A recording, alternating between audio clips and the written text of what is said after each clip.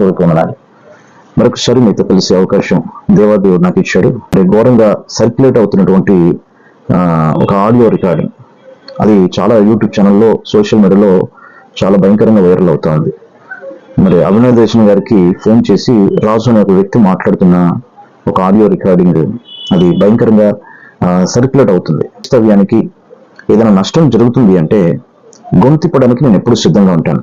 ఎందుకంటే దేవాతి దేవుడు నాకు ఇచ్చినటువంటి జ్ఞానం మేరకు నేను వాటి విషయంలో ప్రజలకు అవగాహన తీసుకురావాలని.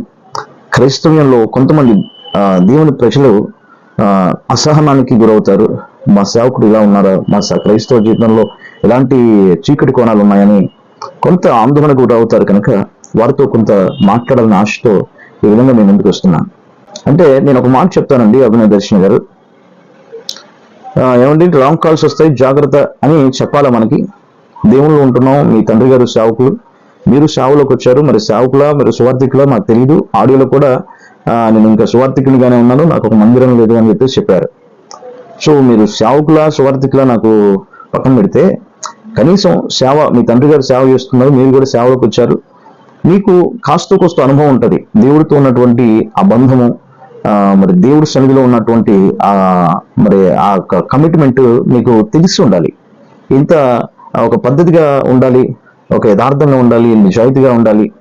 అలాంటి మీరు మరి ఎవరో ఫోన్ చేసి అయ్యా మరి ఇలా క్రైస్తవ్యాన్ని సేవకుల్ని ఇబ్బంది పెట్టడానికి కొంతమంది మోసగాళ్ళు బయలుదేరారు, ఫోన్ చేస్తున్నారు, కాబట్టి మీరు జాగ్రత్తగా ఉండండి అని చెప్పాలా?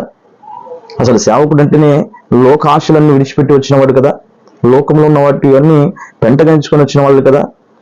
దేవుని పని కోసం చేయాల్సిన మీరు, దేవుని పని చేయాల్సిన సేవకులుగా ఉన్నటువంటి మనము ఈ రీతిగా ఎవరో ముక్కు మొహం తెలియని వాడు, నా దగ్గర ఇంత ఆస్తి ఉంది, నా దగ్గర ఇంత డబ్బు ఉంది, మేము రాజకీయ పార్టీ పెట్టాలని అనుకుంటున్నాం, మేము కూడా సహకరిస్తాము అనగానే నీ ఆలోచన, నీ విధానము, నీ మాట తీరన్నీ మారిపోయాయంటే నీ భక్తి జీవితం ఎలాగ ఉన్నదో అర్థమవుతుంది.